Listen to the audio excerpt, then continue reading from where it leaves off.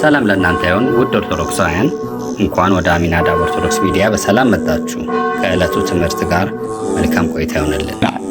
አንተ ባል ሆይ አንዲት ዘማ ሴት መጣ ልተኛ ካንተ ጋር ብትል ይላል፣ ይሄ ስጋ የኔ አይደለም የሚስቴ ነው በላት ይላል። ያንተ አይደለም ምን ነው የምትሰርቃት?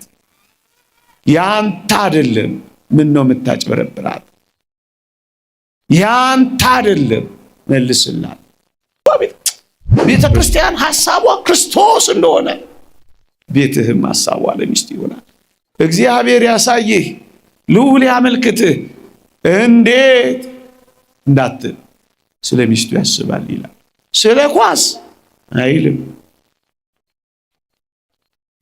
ስለ ፊልም አይልም፣ ስለ ፖለቲካ አይልም፣ ስለ ልጆች አይልም። ቅድሚያውን የምትወስደው ወጣቶች ለነጋችሁም ቢሆን ስሙ። ቅዱስ ዮሐንስ አፈወርቅ ሚስትህ ካንተ የምትፈልገው ጊዜህን ብቻ ነው፣ ጊዜህን የምትፈልገው ደግሞ በጣም ስለምትወድህ ነው ይላል። ጊዜዋን በቢራ ቤት፣ ጊዜዋን በግሮሰሪ፣ ጊዜዋን በወላጆችህ፣ ጊዜዋን በጓደኞችህ፣ ጊዜዋን በቴሌቪዥን ቻናሎች አትተካባት። ስለምትወድህ ነው። የእናንተን አላውቅም። ሚስቶቻችን የሚፈልጉት ከኛ ጊዜያችንን ብቻ ነው። ስለሚወድ ስትራብ ትተዋለህ፣ ጥላት ትጠፋለህ፣ ልጆችህን ትበትናለህ፣ ስትከስር እነሱንም ታከስራቸዋለህ። ፍቅርን ያጠፋት ዘንድ ብዙ ውሃ አይችልም። የፍቅርን እሳት የሚንቀለቀለውን የሚያጠፋ ውሃ ምድር ላይ የለም። መከራ ሁሉን ነገር ስጣት ነው የሚለው፣ አትሰስትባት ነው የሚለው። ፍቅር አይሰስትም። ፍቅር እኔን ይድላኝ አይልም። ፍቅር ለራሱ አያስብም። ፍቅር ከራሱ ይወጣል። ፍቅር ወደ ሌሎች ይገሰግሳል። ፍቅር ስለሚቀበለው ግድ አይለውም። ፍቅር መስጠት ነው እና ሁሉን ነገር ይሰጣል። በቤት ያለች ቤተ ክርስቲያን ክርስቶስ ቤተ ክርስቲያንን የመሰረተው መስቀል ላይ ነው። ስጋው ሞቶ በመለኮቱ ሕያው ሆኖ ከጎኑ ቤተ ክርስቲያንን እንዳስገኘ ማለት ነው ወገኖች። ስለዚህ እንዳይጠላት፣ ስለዚህ ምትሃት እንዳይመስለው፣ እንዳይፈራት እንደዚህ አድርጎ ነው ቤተሰብን የመሰረተው። ይህን ንጽጽር ዝም ብለን የምንናገር እንዳይመስላችሁ።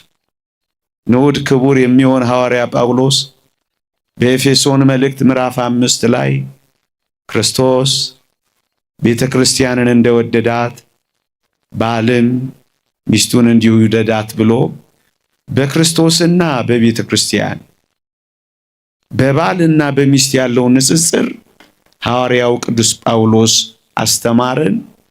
ዮሐንስ አፈወርቅ አብራርቶ ተረጎመልን። የተወደዳችሁ ክርስቲያኖች፣ እቺ ትንሿ ቤተ ክርስቲያን ወይም እቺ ቤተሰብ ልክ ቤተ ክርስቲያን እንደተመሰረተችው ነው የተመሰረተችው። ለዛ ነው በቤትህ ያለችው ቤተ ክርስቲያን ሊል የቻለው ይላል ዮሐንስ አፈወርቅ። ክርስቶስ ቤተ ክርስቲያንን ወዷት ምን አደረገላት? ባጭር ቃል ክርስቶስ ቤተ ክርስቲያንን እንደወደዳት ይልና መልሱን እኛ እንመልሰው። ባጭር ቃል ክርስቶስ ቤተ ክርስቲያንን ወደዳትና ሞተላት። ለዚህ ነው ቅዱስ ጳውሎስ ባልን ሚስቱን ይውደዳት ሲል በውስጡ ሞትላት የሚል አስደናቂ ድምፅ አለ።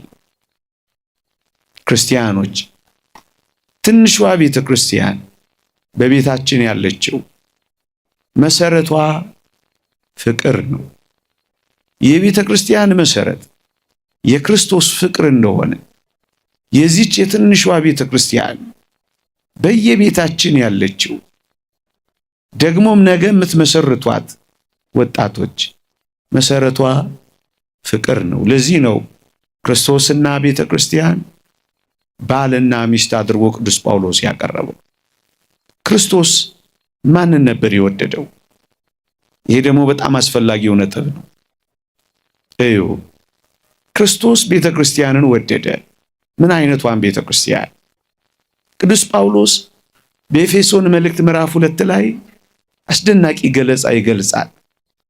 እንዲህ ይላል፣ በጨለማ ትመላለሱ ነበርና ይላል።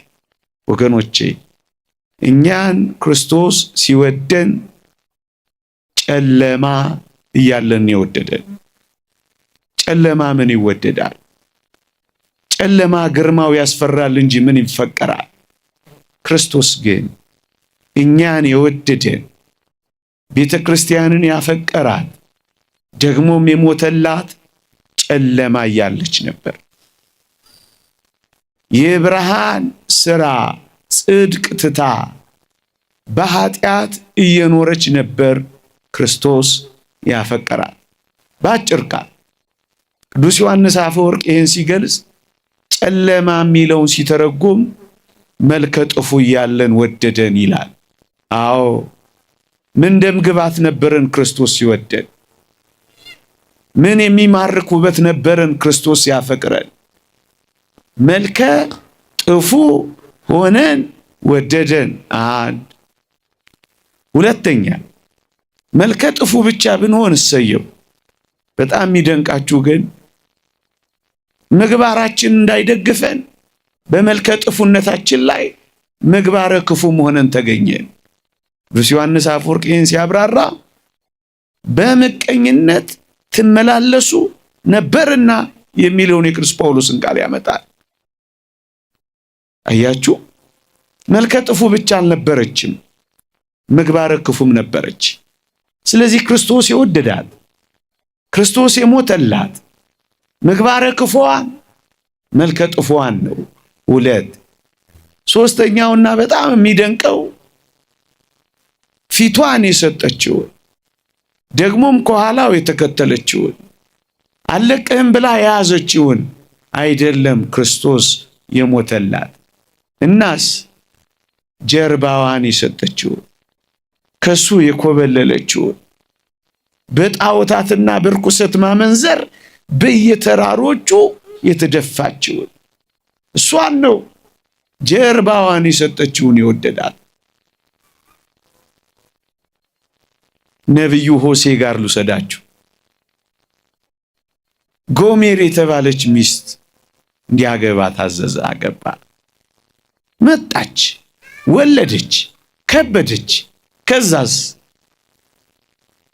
ምሳሌያዊ ትምህርት ጥላው ኮበለለች ነቢዩ ሆሴ። ከዚያ የእግዚአብሔር ድምፅ መጣ። ምን የሚለው? ሂድ ኮብላዋን ጀርባዋን የሰጠችህን ካንተ የኮበለለችውን በየተራራው በማመንዘር የምትኖረውን ገዝተህ አምጣት አለው። እና ነቢዩም እንዲህ ይላል ትንቢተ ሆሴዕ ምዕራፍ 3 በ3 ስቅ መስፈሪያ ተኩል ገብስ ገዛኋት ይላል። መጀመሪያ ወደዳት፣ ወደደችው፣ ኮበለለች፣ ጥላው ሄደች፣ ገዝቶ አመጣት። ልክ እንደዚሁ ክርስቶስ እኛን በእጆቹ አበጃጀ፣ በአፉ እስትንፋስ እፍ አለብን፣ በፍቅር ድምፅ አናገረን። ፍቅር አልወድ ብለን ኮበለልን፣ በደም ዋጋ ደግሞ ገዝቶ ተሸከመን። ጀርባዋን የሰጠችውን የወደደው ያልኳችሁ ለዚህ ነው። እናም ወደዚህ ደግሞ ወደኛ ቤት እንምጣ። እንዲህ ይላል ክርስቶስ ቤተ ክርስቲያንን እንደወደዳት ባሎች ሆይ ሚስቶቻችሁን ውደዱ ሲል ምን ማለት ነው? በእርግጠኝነት እኛ ባሎች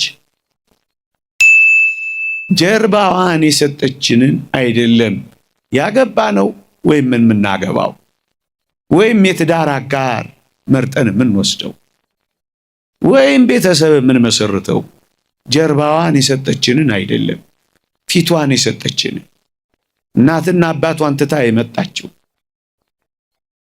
አብራ የተከተለችንን ከኋላ የተንከራተተችው እጆቿ እስኪጠበስ ድረስ ለኛ የምትተጋው ከኛ ጋር አብራ የምትጠበሰውን እሷን ነው ሚስት አድርገን የወሰድነው። ታዲያ ክርስቶስ ጀርባዋን ለሰጠች፣ ከሱ ለኮበለለች፣ ፊቷን አይደለም ጀርባዋን፣ ሌላ ለወደደች፣ ሌላ ላፈቀረች፣ ሌላ ለተከተለች፣ ተከትሏት ካፈቀራት አንተ የትንሿ ቤተ ክርስቲያን ራስ ባል ሆይ ሚስትህንም እንደዚህ ውደዳት። ክርስቶስ ጀርባዋን ለሰጠችው ከሞተላት፣ ፊቷን ለሰጠች፣ አብራ ለተከተለች፣ ከአንተ ጋር በመንከራተት ለምትኖር ሙትላት ቢባል ምን ይደንቃል? ክርስቶስ እንደዛ ለሆነችው ከሞተላት፣ አንተ እንደዚህ ለሆነችው ብትሞትላት ምን ከባድ ትእዛዝ ታዘዝ። ለዚህ ነው ክርስቶስ ቤተ ክርስቲያንን ባል ሚስትን እንዴ ትንሿ ቤተ ክርስቲያንን የመሰረትከው አንተ ባል ሆይ ምግባረ ክፉዋን መርጠህ እኮ አይደለም፣ ምግባረ መልካሟን በስነ ምግባር ያጌጠችውን በበጎ ትሩፋት ያሸበረቀችውን ለጽድቅ የምትመችህን እንቁረብ ብትላት እሺ የምትለውን እናስቀድስ ብትላት እሺ የምትለውን የታረመ መልካም ጸባይ ያላትን አይደለም እንዴ የመረጥከው? ታዲያስ ምግባረ ክፉ ለሆነችው ከሞተላት፣ ምግባረ መልካም ለሆነችው ክርስቶስ ለቤተ ክርስቲያን አንተ ደግሞ እንዲች ላለችው ሙትላት። ትንሿ ቤተ ክርስቲያን በፍቅር ትመሰረታለች። ደግሞስ ቢያንስ ከመልክ መልክ፣ ከደም ግባት ደም ግባት፣ ከውበት ውበት ጥቂት እንኳን አልመረጥንም። ምን እንዋሻለን? ታዲያ ክርስቶስ እንዲህ ላለችው ጨለማ ከሞተላት የትንሿ ቤተ ክርስቲያን ራስ ባል ሆይ ደመ ግቧን፣ መልከ መልካሟን፣ በጽድቅ ሥራ የምታበራዋን፣ በክርስቲያና ሕይወት የምታንጸባርቀዋን እሷን ሞትላት። ክርስቶስ ለቤተ ክርስቲያን፣ ትንሿ ቤተ ክርስቲያን ባል ለሚስቱ። የተወደዳችሁ ክርስቲያኖች ክርስቶስ ለቤተ ክርስቲያን ያልሰጠው ነገር የለም፣ ደግሞ አለው። ክርስቶስ ለወደዳት ለሞተላት ቤተ ክርስቲያን ምንም ያልሰጠው ነገር የለም። ራሱን ሰጣት፣ ስጋውን ሰጣት፣ ደሙን ሰጣት። መኑ ዘሬ የመራዊ ዘይጠብ ስጋው በጊዜ ከብካቡ። በሰርጉ ጊዜ ስጋውን ቆርሶ የሚያበላ ደሙን አፍሶ የሚያረካ እንዲህ አይነት ሙሽራ ያየማን ነው ትላለች ቤተ ክርስቲያን በቅዳሴዋ። ራሱን ሰጣት። መጥወተ ርዕስ አንድ ልጅነትን ሰጣት። ላመኑት ሁሉ የእግዚአብሔር ልጆች የሆኑ ዘንድ ስልጣንን ሰጣት። ባለስልጣን አደረገን። ምን ያልሰጠን ነገር አለ? መንግስቱን ሰጠን እንዴ! ድል ለነሳው በዙፋኔ እንዲቀመጥ አደርገዋለሁ አለ። የዙፋኑ ተሳታፊ አደረገ። እጅግ የሚደንቅ ነው። ከመለኮት ባህሪ ተካፋይ ትሆኑ ዘንድ አለን። ምን ይደንቃል ወገኖቼ! ጎርጎርዮስ ዘኑሲስ እንደተናገረው ስንደርስበት ብቻ የምናውቀው ታላቅ ጸጋ ደግሞ አዘጋጅቶልናል። አሁን ቃላት የማይናገሩት፣ አሁን ቅኔ የማይበቃው፣ አሁን ስብከት የማይገልጠው፣ አሁን መዝሙር የማይችለው፣ አሁን ባለ ቅኔ የማይጨርሰው ስንደርስበት ብቻ የምናውቀው ሕይወት ሰጠን። ጎርጎርዮስ ዘኑሲስ እንደተናገረው ታዲያ ክርስቶስ ለቤተ ክርስቲያን ይህንን ሁሉ ከሰጠ ክርስቶስ ለቤተ ክርስቲያን እንዲህ ከሰጠ የትንሿ ቤተ ክርስቲያን ራስ ባለም ሚስቱን ይውደዳት የተባለውን አንስቼ ነው። ሁሉን ነገር ስጣት ነው የሚለው፣ አትሰስትባት ነው የሚለው። ፍቅር አይሰስትም። ፍቅር እኔን ይድላኝ አይልም። ፍቅር ለራሱ አያስብም። ፍቅር ከራሱ ይወጣል። ፍቅር ወደ ሌሎች ይገሰግሳል። ፍቅር ስለሚቀበለው ግድ አይለውም። ፍቅር መስጠት ነው እና ሁሉን ነገር ይሰጣል። ክርስቶስ ለቤተ ክርስቲያን የነፈጋት፣ የደበቃት፣ የከለከላት ምንም ነገር እንደሌለ ትንሿ ቤተ ክርስቲያንም የምትሰጣት ናት። የተወደዳችሁ ክርስቲያኖች እንዲህ ተብሎ እኮ ተጽፏል። በትንሿ ቤተ ክርስቲያን ውስጥ ክርስቶስ ቤተ ክርስቲያንን ባል ሚስትን ባለው አንቀጽ ባልም ለሚስቱ የማይሰጣት ነገር እንደሌለ ተምረናል። እንዲህ ይላል እግዚአብሔር ቃል፣ ባል በገዛ ሥጋው ላይ ስልጣን የለውም፣ ስልጣን ለሚስት ነው እንጂ። ሚስት በገዛ ሥጋዋ ላይ ስልጣን የላትም፣ ስልጣን ለባል ነው እንጂ ይላል። ወገኖቼ እቺን ትንሿን ቤተ ክርስቲያን ስትመሰርት ስልጣንህንም ጭምር ነው የምታስረክበው። ወጄ ፈቅጄ ብለህ እኮ ነው የምትሰጠው። እንደሱ ነው የሚሰጠው። ፍቅር እንደሱ ነው። ተገዶ አይደለም፣ ወዶ ፈቅዶ መርጦ ነው የሚሰጠው ፍቅር። በገዛ ሥጋ ላይ እንኳን ስልጣን እንዳይኖርህ ትንሿን ቤተ ክርስቲያን መስርታ ሥጋህን ከሰጠሃት ታዲያ ከሥጋህ ሌላ ምን ትደብቅባታለህ ወዳጄ? የሚበልጠውን ከሰጠሃት የሚያንሰውን ነገር ትነፍጋት። ክርስቶስ ለቤተ ክርስቲያን ሁሉን ነገር እንደሰጣት ሥጋህን እንኳን ሳይቀር እንዴት ይደንቃል! ያንተ አይደለማ በቃ።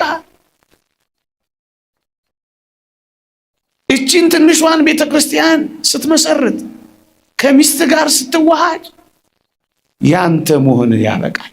መጀመሪያ የክርስቶስ ነህ፣ ከዚያ ደግሞ የሚስት። በገዛ ሥጋ ላይ ስልጣን የለህም። ቀለምኒጦስ ሊቁ እንዲህ ይላል፣ አንተ ባል ሆይ አንዲት ዘማ ሴት መጣ ልተኛ ካንተ ጋር ብትልህ ይላል፣ ይሄ ሥጋ የኔ አይደለም የሚስቴ ነው በላት ይላል። ያንተ አይደለም፣ ምን ነው የምትሰርቃት? ያንተ አይደለም፣ ምን ነው የምታጭበረብራት? ያንተ አይደለም፣ መልስላት። ክርስቶስ ለቤተ ክርስቲያን እንደሰጣት የእግዚአብሔር ቃል እንዲህ ይላል። በጣም የሚደንቅ ቃል ደግሞ አለ። እንዴት ይደንቃል! ቅዱስ ጳውሎስ ያገባ ሚስቱን እንዴት ደስ እንደሚያሰኝ ስለ ሚስቱ ያስባል ይላል። ጊዜህን ብቻ እንዳይመስልህ ሐሳብህም ጭምር ለሚስት ይሆናል። ትንሿ ቤተ ክርስቲያን ሐሳቧ ክርስቶስ እንደሆነ ቤትህም ሐሳቧ ለሚስት ይሆናል። እግዚአብሔር ያሳይህ፣ ልዑል ያመልክትህ እንዴት እንዳትል ስለ ሚስቱ ያስባል ይላል። ስለ ኳስ አይልም፣ ስለ ፊልም አይልም፣ ስለ ፖለቲካ አይልም፣ ስለ ልጆች አይልም። ቅድሚያውን የምትወስደው ወጣቶች ለነጋችሁም ቢሆን ስሙ።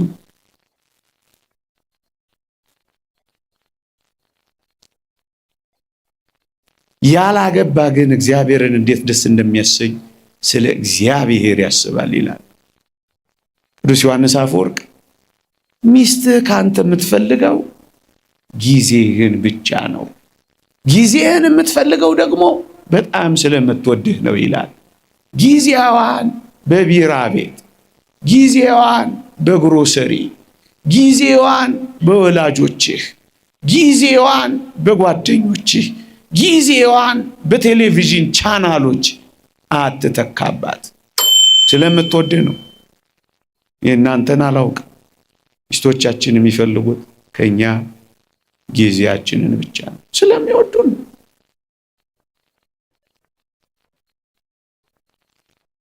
ታዲያ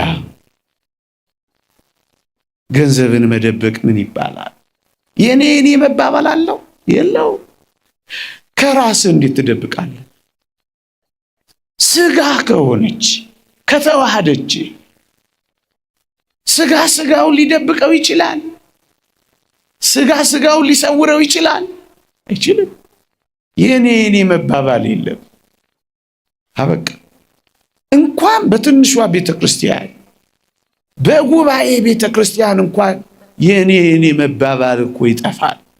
ስለነዛ መነኮሳት አልሰማችሁ? ይህ ዓለም ግን የሚጣላው እንዴት ነው ብሎ ጠየቀው አሉ አንዱ መነኩሴ። አንደኛው መነኩሴ እንዴት እንደሚጣላ አታውቅም? ይህ ዓለም ኧረ አላውቅም። በል አስጠናሃለሁ ነገ። እንዴት? አሁን ይሄ ዳዊት ያንተ ነው አይደል? አዎ ስጠኝ አለው። ሰጠው። ያንተ ነው፣ እኔ ወስጄዋለሁ። ጠዋት ቅዳሴ በፊት ኪዳን ላይ ስንገናኝ አለው ይሄ ዳዊት እኮ የኔ ነው ትላለህ አለ። እኔ ደግሞ ቆጣ ብዬ የኔ ነው እልሃለሁ አለ። አይደለም የኔ ነው ትልና እንቅ ታረገኛለህ፣ ከዛ እንጣላለን። እያለማመደው ሬርስ እያረጉ እኮ ነው ዓለሙ እንዴት እንደሚጣላ ተግባራዊ ልምምድ ሊያሳየው። በነጋታው ከቅዳሴ በፊት ተገናኙ። ልክ አስጠኚው እንዳስለመደው ዳዊቱን ሲያይ የዳዊቱ ባለቤት ይሄ ዳዊት እኮ የኔ ነው አለው።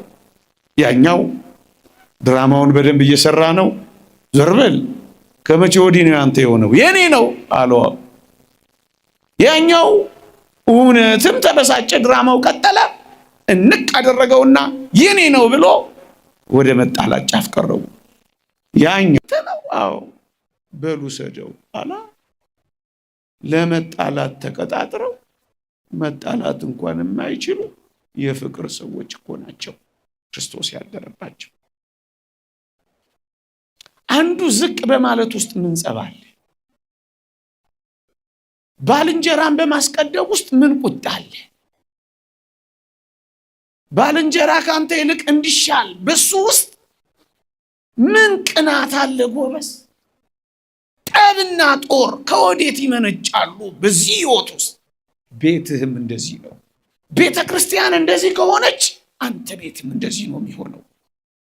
ክርስቶስ ለቤተ ክርስቲያን አትንፈጋት፣ አትከልክላት፣ አትደብቃት፣ እየሸጎጥ ወስደህ አትጣልባት። ጠረጴዛ ላይ አስቀምጥ፣ የልብህን አውራ፣ ግልጥልጥ በል፣ ተገላለጥ።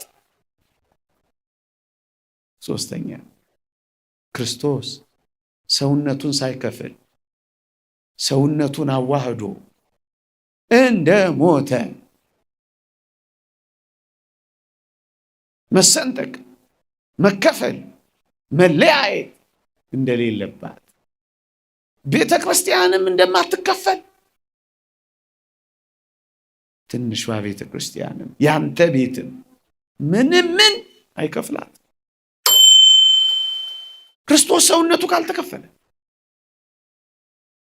ክርስቶስ ተከፍሏልን እንዳለ ቅዱስ ጳውሎስ ቤተ ክርስቲያንም የክርስቶስ ናትና ከነገድም ከቋንቋም ከወገንም ዋጅተህ አንድ አድርጋታልና እሷም እንደማትከፈል ያንተ ቤትም ምንም እንዳይከፍላት እንዳትከፈል። ለዚህ ነው የእግዚአብሔር ቃል እግዚአብሔር አንድ ያደረገውን ማን ይለየዋል የሚለው። አይለይም።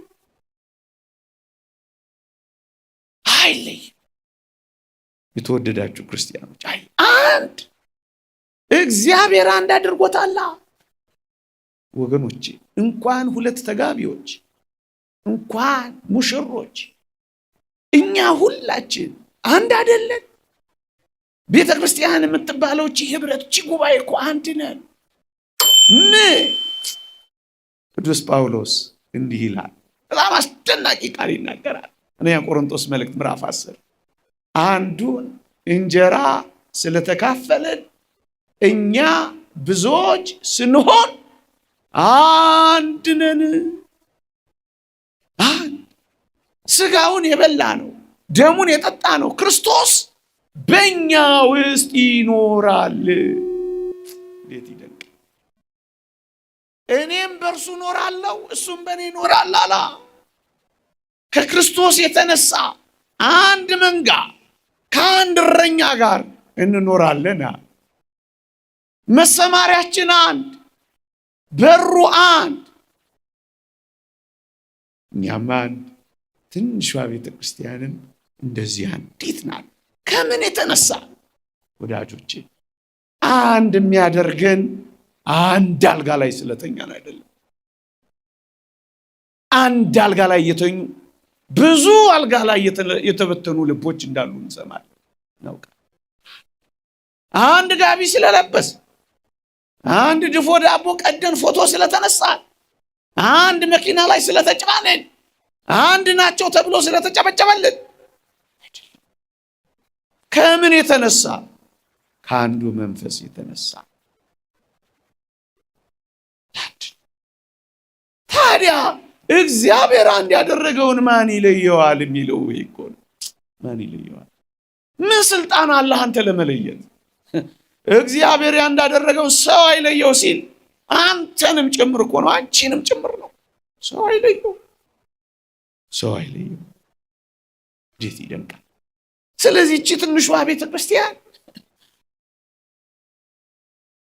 በትንሹም በትልቁ በሚረባው በማይረባው በሆነው ባልሆነው አትከፈል፣ አትለያይ፣ አትበጠስ። በሶስት የተገመደ አይበጠስም ያለው በሱ ክርስቶስ ስላለበት። የተወደዳችሁ ክርስቲያኖች እቺን ቤተሰብ የሚመሰርታት ቋንቋ አይደለም እግዚአብሔር፣ ብሔር አይደለም፣ ፍቅር ነው። ታዲያ ፍቅርን ማን ሊያሸንፋት ይችላል? ነገሬን ለመጠቅለል ሰዓት እንዳልፈጅ ሌላ ሰፊ ልዩ የእግዚአብሔር ቃል ደግሞ አለ። እኔ ጊዜው እንዳላባክን ለማስታወስ ያክል ነው።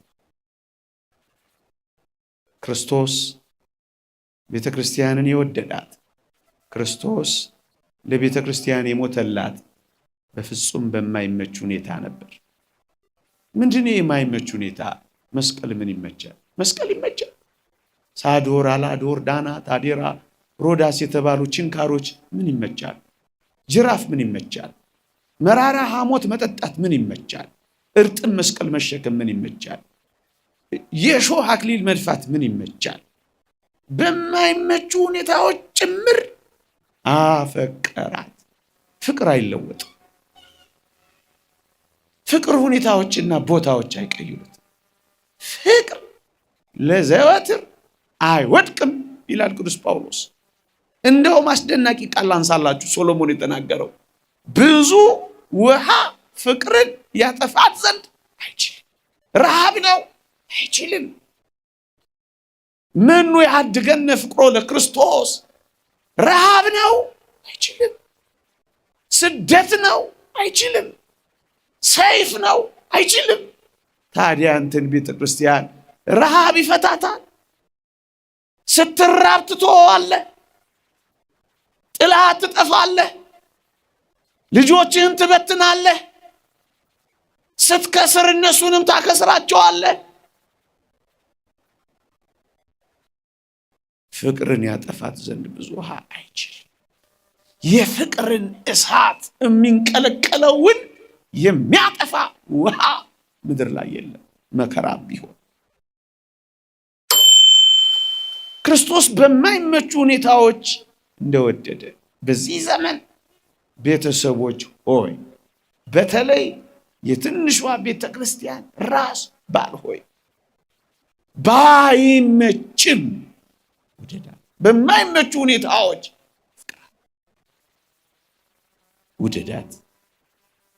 አብርሃምና ሳራን እንዳትረሳቸው። 3 ጊዜ ድንኳናቸውን እየነቀሉ ድንኳናቸውን እየተከሉ ተንከራተዋል። በረሃብ ምክንያት ተራባ፣ ተጠማ። እንደዚህ ያረጉ የሚኖሩ ብዙዎች አሉ። እንደሱ ነው። በድንኳን የኖሩት ተከራያ ዕጣ ንጣ። ታዲያስ የእግዚአብሔር ቤተክርስቲያን ትንሿ ቤተክርስቲያን እንዴት ትፈርሳለች? እንዴት ትተዋለች? እንዴት ችላ ትባላለች እንዴ? በጣም የሚደንቅ ነገር። ሳራን ትንሽና ድንቃትና እናብቃ። እኔ በጣም ትደንቀኛለች። ደም ግባቷንና ውበቷን አቤሜሌክ የሚባለው ንጉሥ አየና ቤተ መንግስት እንድትገባ ጥያቄ ቀረበላት። ወደዳት። ቤተ መንግስት ግቢ አላት። እሷ የምትኖረው የት ነው? ከአብርሃም ጋር በድንኳን። ምን ይመቻል ድንኳን? እንጃ። አሁን ያላችሁ እንደዚህ ኑሩ ብትባሉት ኑሩ።